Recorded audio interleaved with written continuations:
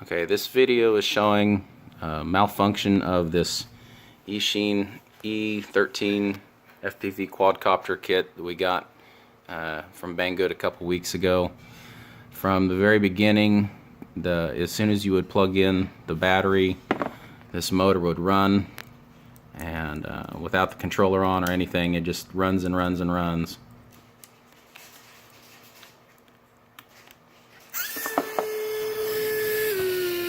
And sometimes you're able to get the controller to bind with it and be responsive, but most of the time not.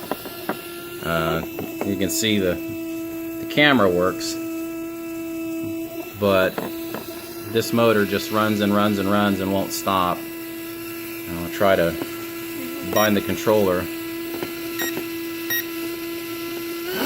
Yeah, that time it did bind, but no matter what, that one motor just runs and runs, and it's not functional. So it would appear that the control board is no good.